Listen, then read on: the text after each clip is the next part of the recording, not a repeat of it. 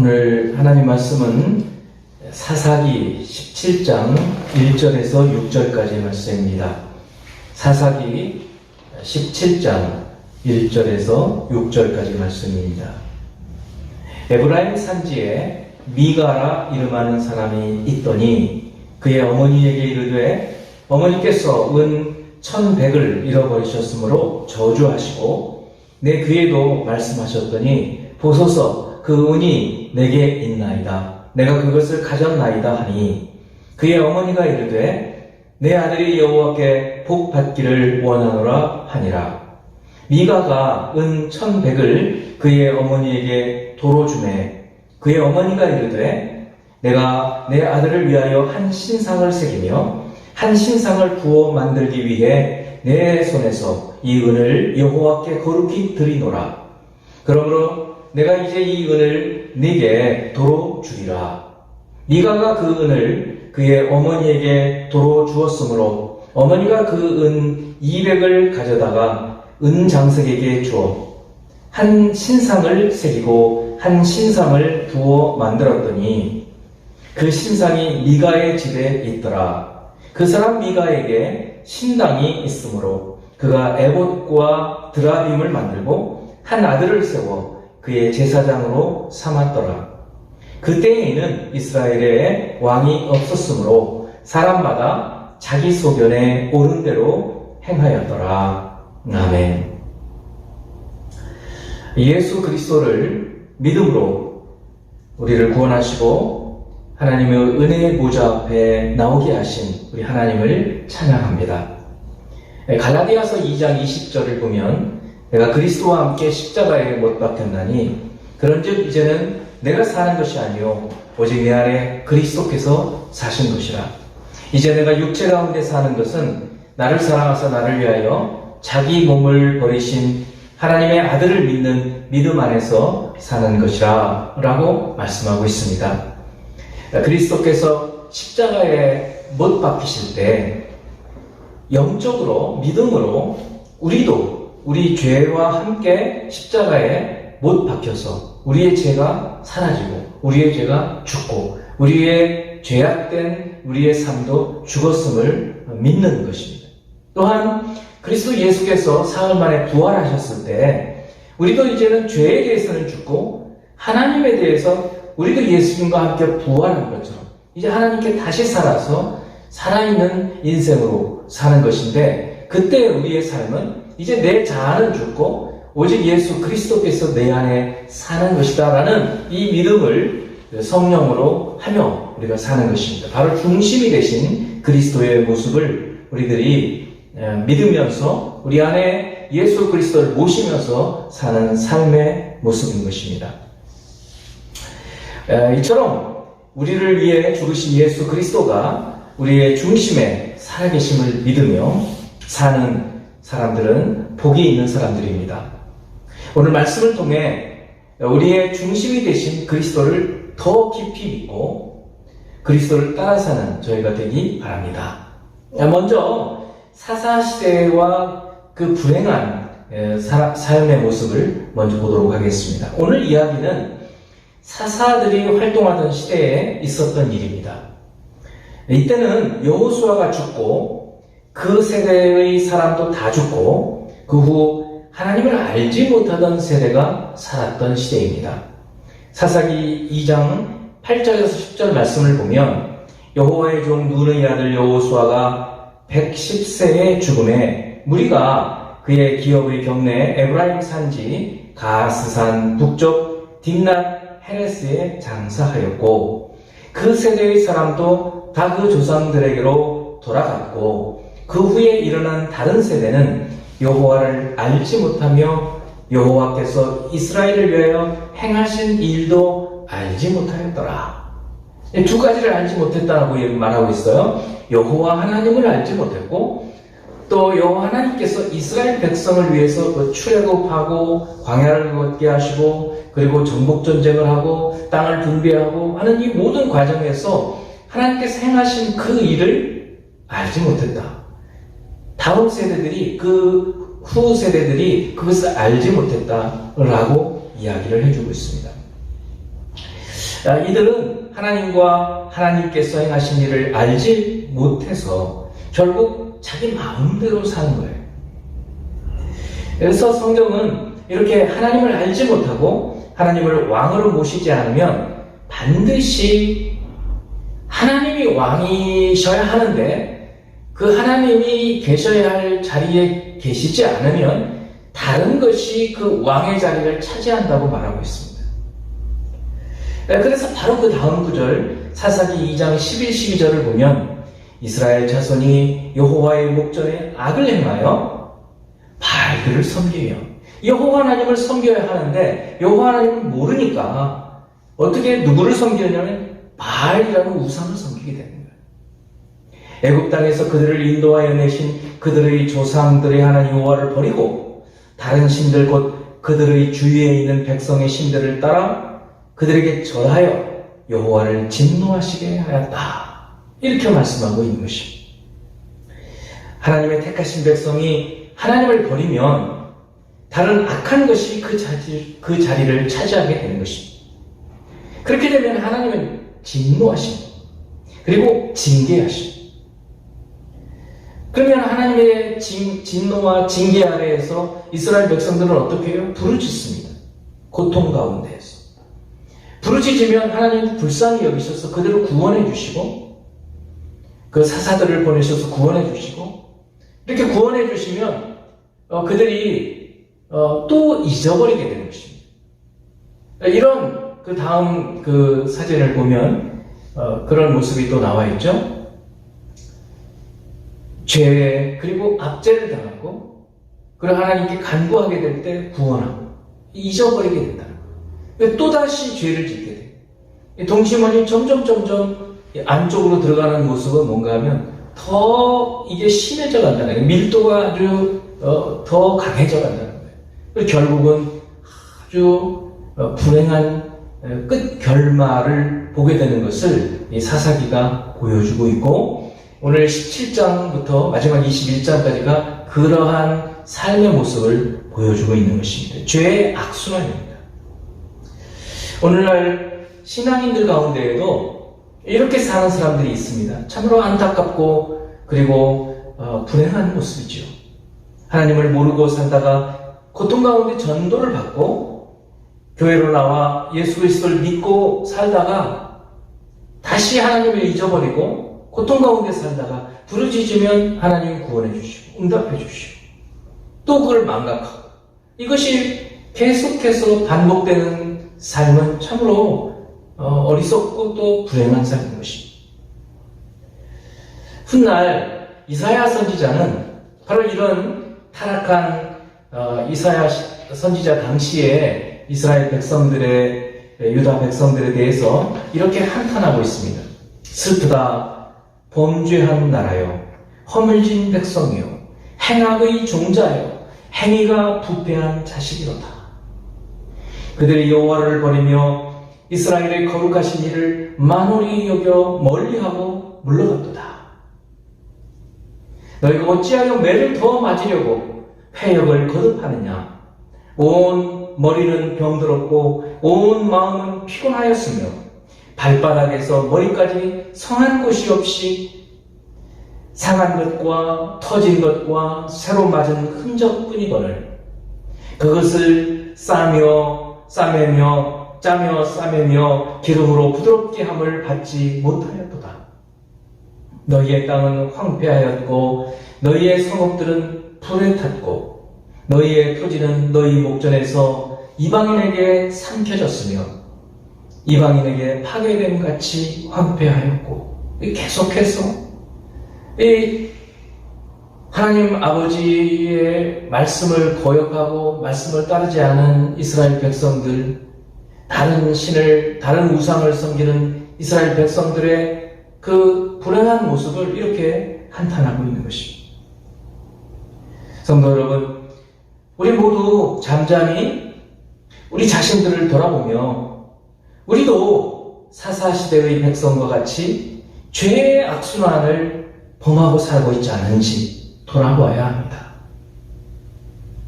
죄의 악순환의 고리를 끊고 불행한 삶에서 벗어나 생명의 길, 살 길을 찾아야 합니다. 어떻게 해야 죄의 악순환의 고리를 끊을 수 있을까요?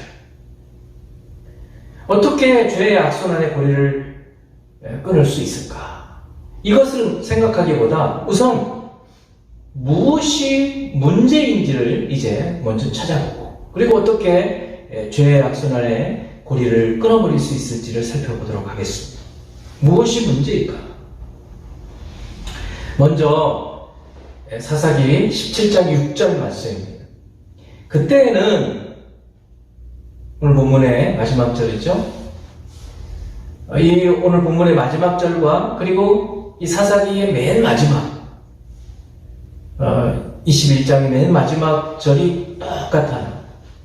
그리고 그 가운데 또 두 번의 이 말씀이 있어요. 이스라엘에 왕이 없었다. 그렇다.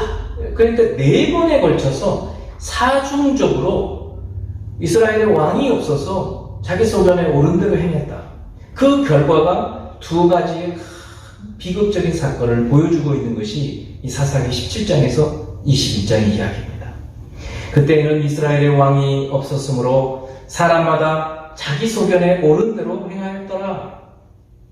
여러분, 인간은 하나님께서 이 세상 모든 만물을 지으셨는데 그 모든 피조물 가운데 가장 마지막에 만드신 가장 정교한 제품이에요. 하나님의 제품이에요. 인간이 만든 물건들이 있어요. 그 인간이 만든 물건도 사용 설명서가 있습니다. 물론 간단한 것들은 뭐 망치 이런 걸 사용 설명서 필요 없죠. 금방 뭐 때릴 거 뭐 아니까. 근데 그런 거 말고 우리 휴대폰만 하더라도 아니면 전자기기, 다른 전자기기들은 그냥 보고 사용하면 그 용도의 뭐 10분의 1도 잘 사용하지 못할 때가 많이 있어요. 근데 그 사용 설명서를 잘 읽고 나면 그 만든 사람의 의도를 잘 알아서 100분 그 기기를 잘 사용할 수 있게 되는 거예요. 여러분, 사람도 마찬가지거든요. 하나님이 지으셨어요. 근데 우리도 우리 자신의 쓰임새를 잘 모를 때가 있어요. 어떻게 써야 최선으로, 최고로 그 능력을 발휘하면서 살 수 있을지, 이것을 가르쳐 인간 사용 설명서가 바로 성경인 거예요. 하나님의 말씀. 하나님께서 이것을 주셨어요. 그런데 사람들은 그걸 안 읽어요. 그러니까 인간이 어떻게 쓰임 받아야 할지를 모르고 망가지는 거예요. 인간처럼 최고의 제품은 그 인간 사용 설명서인 하나님 말씀을 따라 살지 않으면 고장이 나는 거예요. 그 지침을 따라 살면 최고의 삶을 살 수 있어요. 그런데 문제는 아담의 타락과 함께 모든 인생이 자기 마음대로, 자기 소견에 옳은 대로, 여기 소견이라는 것은 자기 견해라는 뜻이죠. 원래 히브리어의 원문에서는 자기 눈에 보기에 그런 뜻이에요. 자기 눈이 보기에 좋은 대로 살아가는 거예요. 애들도 그렇고 어른도 그렇고 똑같아요. 이것이 타락한 인간의 본성이에요. 그렇지 않고 이제 하나님께서 우리 삶의 주인이 되시고 그리스도께서 우리의 주인이 되시고 나면 겸손해지죠. 그래서 나보다 더 앞선 사람들, 이런 사람들의 의견도 들어보고 또 훌륭한 사람들의 책들을 읽어보고 겸손하게, 또 같은 사람이라 하더라도 다른 사람의 말을 경청해서 들어보고 배울 것은 배우는 거죠. 근데 그렇지 않고 인간의 원래 본성은 자기 소견에 옳은 대로, 내 멋대로 살겠다는데 하고 사는 거예요. 그래서 불행한 인생을 산다는 것입니다. 그래서 죄의 악순환의 첫 번째 문제는 자기 소견에 옳은 대로 행하려는 그러한 본성 때문입니다. 두 번째는 왜 이렇게 불행한 죄의 악순환이 계속되는가 하면 왕이 없었다. 왕이 없었다. 그때에는 이스라엘에 왕이 없었음을 먼저 얘기해주고 있지만 저는 지금 두 번째로 얘기하고 있죠. 사람마다 자기 소견에 옳은 대로 행하였더라. 왕이 없었다.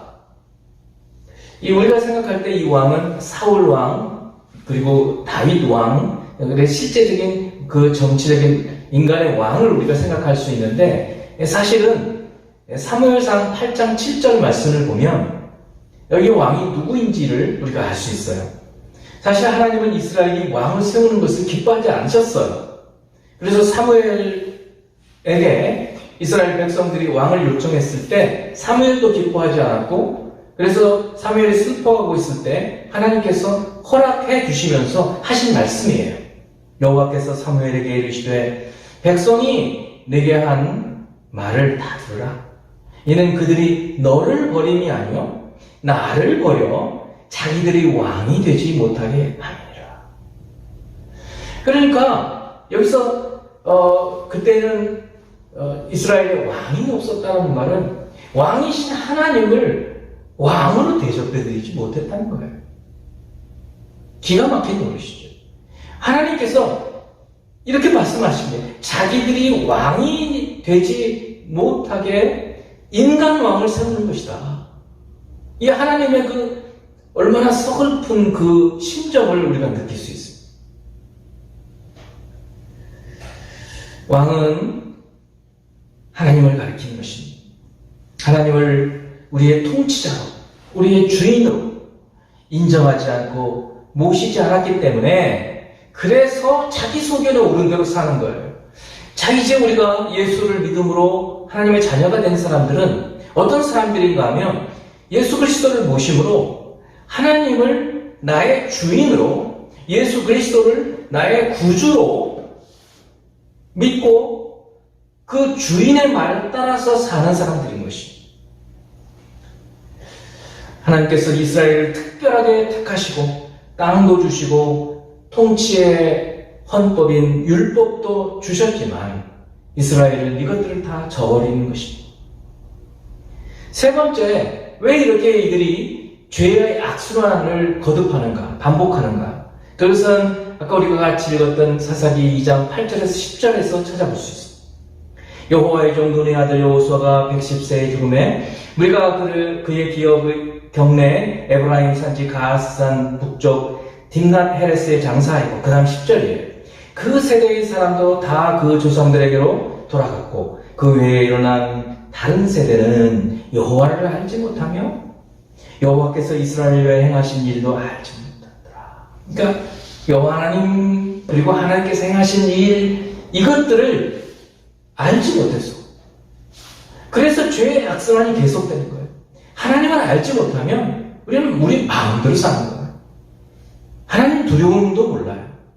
하나님은 어떤 분이신지, 하나님 무엇을 기뻐하시고 무엇을 싫어하시고 무엇을 가짐이 여기시고 무엇을 아주 즐겁게 여기시는지 이것에 대해서 알지는 못하는 거예요.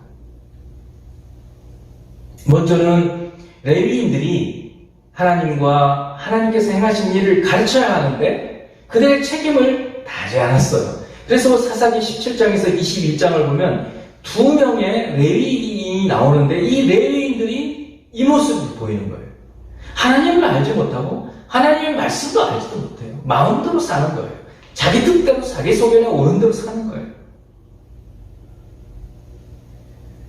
그러니 어찌 이 레위인들이 다른 이스라엘 백성들을 가르칠 수 있었겠습니까? 레위인의 책임은 그들을 가르치는 것이었는데, 뿐만 아니라 부모들이 자녀들을 가르쳐야 되거든요. 신명기 6장 7절에 있는 말씀에 부지런히 내 자녀에게 부지런히 가르치며, 어떻게 가르치라고 얘기하느냐면 시도 때도 없이 가르치라는 거예요. 시도 때도 없이. 여러분, 그 얘기입니다. 언제든지 어떤 상황이든지 가르쳐야 될 때마다 가르치라는 얘기거든요. 그런데 부모들이 가르치지 않았어요. 그래서 이 사사기 17장에서 21장을 보면 두 부모 이야기가 나오는데 이 두 부모에게 다 실패한 얘기예요. 안 가르친 거예요. 그러니까 자식들이 마음대로 사는 거예요. 참으로 불행한 이야기죠. 성도 여러분, 영적 부모의 책임이 있습니다. 책임. 이 책임을 안 하면 안 되는 거예요. 책임은 감당해야 되는 거예요. 이 책임을 감당하는 여러분이 되기를 바랍니다. 저는 구약의 레위인의 역할, 오늘날 목회자의 역할을 감당하겠습니다. 부지런히 시도 때도 없이 제가 가르치는 거예요.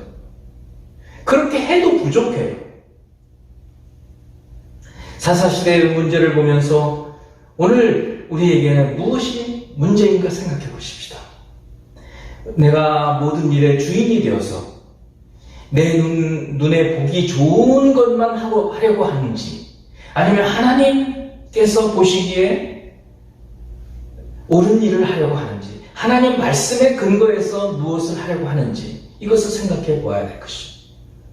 내가 내 삶의 주인 자리에 앉아서 내 마음대로 하려고 하는지, 아니면 하나님을 주인으로 모시고 하나님께서 기뻐하시는 일을 하려고 하는지, 이것을 생각해 보아야 될 것입니다. 우리 삶의 중심에 왕이신 하나님을 모시게 되면 모든 일에 하나님께서 함께 하시기 때문에 형통하게 되고 평탄한 길이 열려지게 되는 것입니다. 바로 여호수아의 삶과 같은 삶이 열려지게 돼요. 시편 1편과 같은 삶이 열려지게 되는 것입니다. 이제 세 번째, 자기소개에 옳은 대로 행했을 때 어떤 일이 일어나는지를 이제 오늘 본문을 처음부터 끝까지 보면서 살펴보도록 하겠습니다. 사사기 17장 1절부터 보겠습니다. 에브라임 산지에 미가라 이름하는 사람이 있더니, 에브라임은 이 가나안 땅의 중부쯤 된다고 봐야 돼요. 유다 위쪽, 베냐민, 그리고 에브라임. 굉장히 산림이 우거져 있고 아주 이 가나안 땅에서 아주 옥토에 해당하는 굉장히 좋은 땅이에요. 그런데 여기 미가라는 사람이 있더라는 거예요. 2절에 보니 그의 어머니에게 이르되, 어머니께서 은 1100을 잃어버리셨으므로 저주하시고 내 귀에도 말씀하셨더니, 보소서 그 은이 내게 있나이다, 내가 그것을 가졌나이다 하니, 그의 어머니가 이르되 내 아들이 여호와께 복받기를 원하노라 하니라. 우리가 글로 되어 있으니까 하나도 재미가 없어요. 근데 이게 사실은 이런 거예요. 아들이요, 어머니의 은을 훔쳤어요. 얼마나 되는 은이냐면, 은 1100, 그러면 1100세겔이라는 단위가 있거든요. 이 1100세겔쯤 되는데, 이제 조금 있다가 이 미가의 집에 제사장이, 레위 사람이 와서 제사장 역할을 하는데, 그 제사장 1년 연봉을 얼마를 주냐면 10세겔을 줘요. 그러니까 여러분, 1100세겔이면 어마어마한 돈인 거예요. 어마어마한 110년치 연봉이에요. 거기에 해당하는 은을 어머니가 가지고 있었는데 그거를 아들이 미가가 훔쳤어요. 그래가지고 자기가 그걸 훔쳐가지고 계속 사용하려고 했는데 어머니가 막 저주를 퍼부은 거예요. 얼마나 센 저주를 퍼부었는지 이 미가가 너무 무서운 거예요. 그 저주가 자기한테 임하면 큰일 날 것 같아요. 그래서 슬그머니 겁이 나니까, 어머니 여기 제가 은 훔쳤는데요, 여기 갖다 드릴게요 그랬어요. 그런데 여러분 2절에 후반부에 보니까 그의 어머니가 그에게 이르되 내 아들이 여호와께 복받기를 원하노라. 이 말이 안 되잖아요. 내 녀석아, 어떻게 어머니의 엄마의 은을 훔쳐가느냐 하고 책망을 해도 부족할 텐데, 축복을 해요. 축복. 그거는 왜 그런가 하면 이 당시에 문화가 이런 거예요. 저주를 한번 하면은 저주는 안 풀린다는 거예요. 그런 믿음들을 갖고 있었어요. 그렇기 때문에 그거를 상쇄시키기 위해서 뭐를 해도 축복을 해야 돼요. 그런 맥락인 것입니다. 어찌됐든지 어머니의 거금을 아들이 훔쳤고 저주를 하니까 두려운 아들이 다시 돌려드렸어요. 자, 3절. 미가가 은 1100을 그의 어머니에게 도로 주매 그의 어머니가 이르되 내가 내 아들을 위하여 한 신상을 새기며 한 신상을 부어 만들기 위해 내 손에서 이 은을 여호와께 거룩히 드리노라. 그러므로 내가 이제 이 은을 내게 도로 주리라. 어머니가 1100세겔 되는 은을 다시 돌려받고는 기뻤다 이거죠. 기뻤어요. 그랬으면 그렇게 해서 그 은을 좋은 쪽으로 사용했으면 좋은데, 그 중에 200세겔의 은을 아들한테 주면서, 야, 아들아, 너무 기뻐. 그리고 하나님께 이거를 좀 돌려드려야 되겠어. 그러면서 갑자기 신상을 2개를 만든다는 거예요. 하나는 조각해서 만들고, 하나는 부어 만드는, 신상을 하나는 새기고 하나는 부어 만들겠다는 거예요. 그게 너무 이상하잖아요. 왜 이렇게 됐을까요? 바로 이런 모습이 그 당시에, 그때는 이스라엘의 여호와 하나님을 왕으로 모시지를 않아가지고 자기 마음대로 사는 거예요. 자기 마음대로. 자기 마음대로. 하나님께 드린다고 하면서 신상을 만들어요. 뭐가 문제죠? 10계명의 두 번째 계명 어기잖아요. 아무 형상으로도 만들지 말라고 했다. 그걸 어기는 거예요. 몰랐는지 알고도 그랬는지 그건 우리는 여기서는 알 수 없지만 하나님 앞에서 이렇게 사는 거예요. 자기 마음대로. 신앙생활을 자기 마음대로 하는 거예요.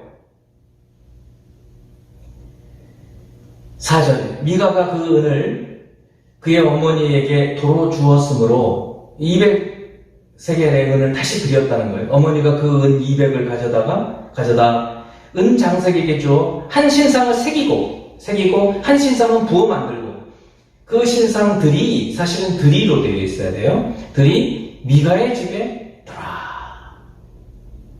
이렇게 해서 미가의 이 신상 사건이 생기는 거예요. 그리고는 아까 6절에 설명했던 대로 그때에는 이스라엘에 왕이 없었으므로 사람마다 자기 소견에 옳은 대로 행하였더라. 자, 이제 이 내용은 굉장히 단순해 보이지만 이 사건은 굉장한 파문을 일으키는 사건인 거예요. 그리고 우리가 이 사사시대가 330년이나 350년 정도 기간인데, 이 여호수아부터 사무엘 그 시기까지인데, 그 시기의 시대의 상황이 어떤지를 가늠해 볼 수 있는 말씀입니다. 우리들의 삶이 지금이 어떤 시대인지를 우리가 어떻게 분별할 수 있는가? 어떤 사건들 하나를 통해서 볼 수 있는 거예요. 무슨 정의인이 사건이라든가 이런 사건들을 보면서 그 시대가 얼마나 추악한 시대인지 이런 것들을 볼 수 있다는 거예요. 이 미가 사건은, 미가의 신상 사건은 그런 사건인 거예요. 아들이 어머니의 물건을 도둑질해요. 엄청난 돈이죠. 뿐만 아니라 얼마나 센 저주를 퍼부었는지 그걸 두려워서 아들이 또 갖다 드려요. 아니, 도둑질하는 것에 대해서 책망하기는커녕 축복을 해요. 그리고는 되찾은 은을 하나님께 드린다고 하면서 어떻게 해요? 신상을 만들어요. 그러니까 우리가 하나님의 말씀에 따르면 이 제정신이 아닌 거죠, 한마디로. 자기 마음대로 사는 거예요. 오늘날 우리가 하나님을 섬긴다고 하면서 이렇게 살고 있는 경우도 있는 거예요.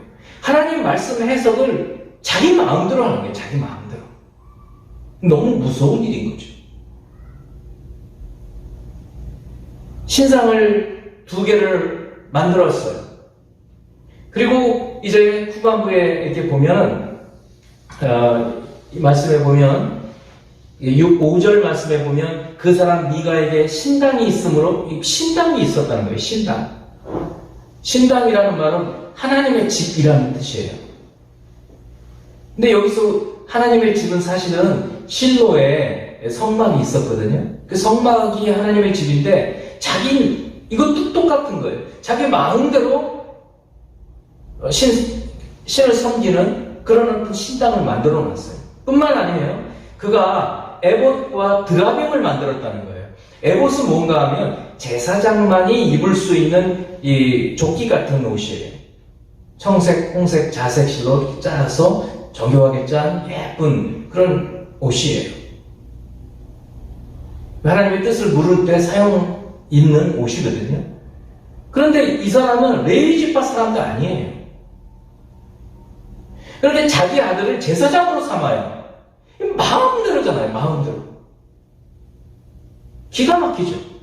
그리고 드라빔이라는 것은 사실은 뭐냐면 그 고대 근동 지역의 우상이에요. 가정 수호신 드라빔.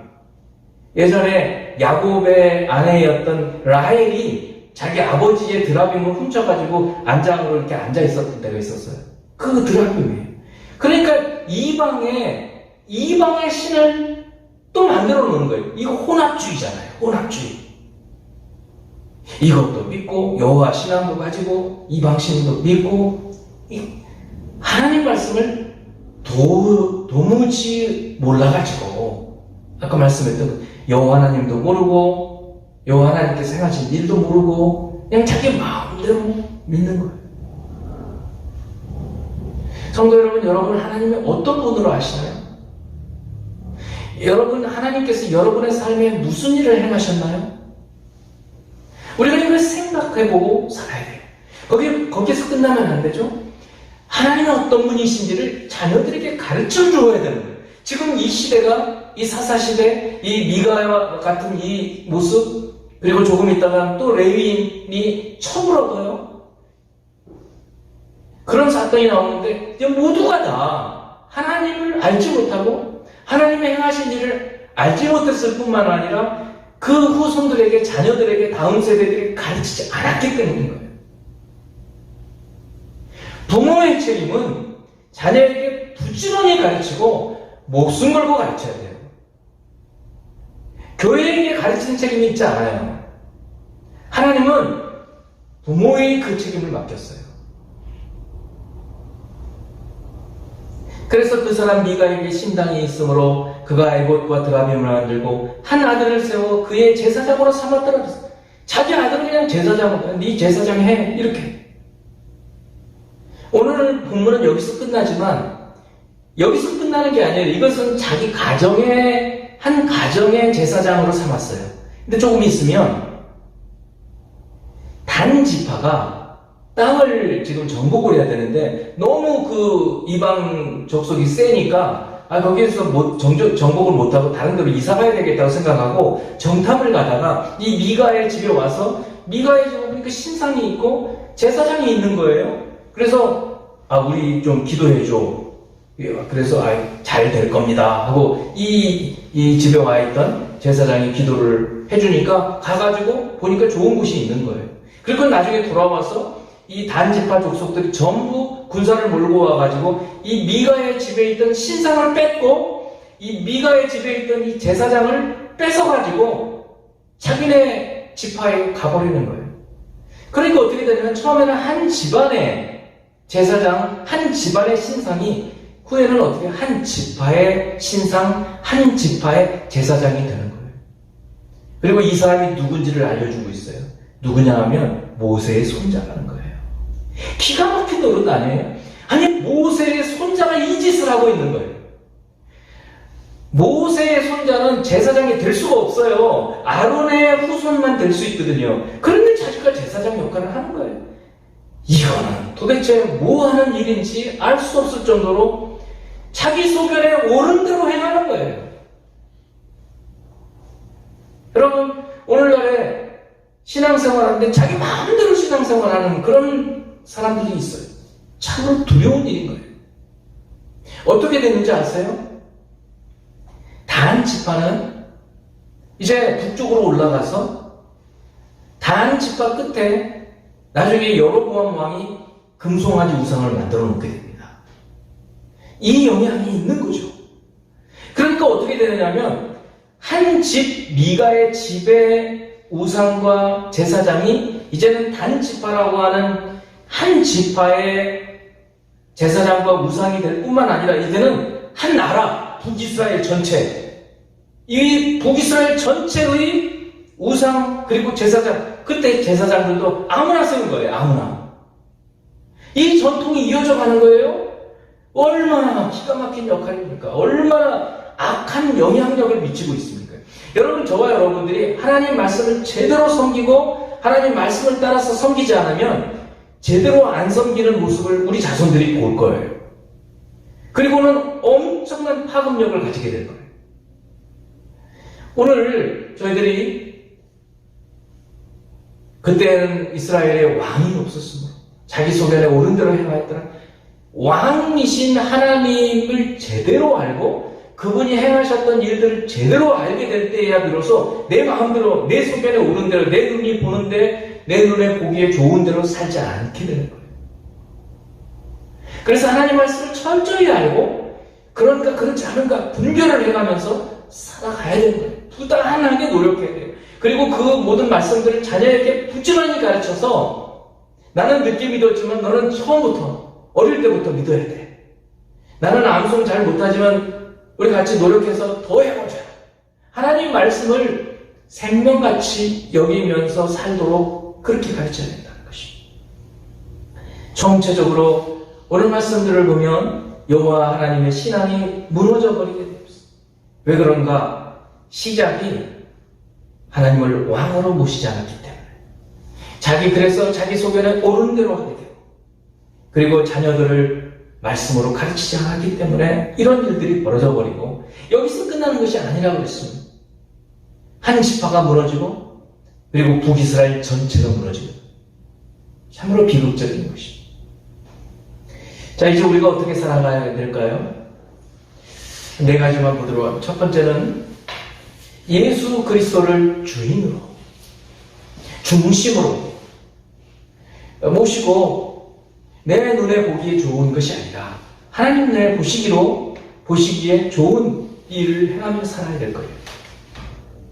두 번째, 참으로 두렵고 떨리는 마음으로 우리 신앙생활을 해가야 합니다. 아무렇게나 다른 사람이 신앙생활하는 모습 보고 저렇게 신앙생활 하나 보다 이렇게 살면 안 된다는 거예요. 하나님 말씀이 기준이에요. 하나님 말씀을 따라서 살아가야 돼요. 그리고 세 번째는 이 말씀에 비추어서 나 자신을 늘 돌아보아야 돼요. 늘 바뀌어야 돼요. 늘 변해야 돼요. 나이가 들어가면서 더 그렇게 돼야 돼요. 그리고 마지막으로는 우리보다 우리 자녀들을 하나님의 자녀들로 더 세워갈 수 있도록 부지런히 말씀을 가르치고 그 말씀을 따라 살아가도록 애쓰고 힘써가야 된다는 것입니다.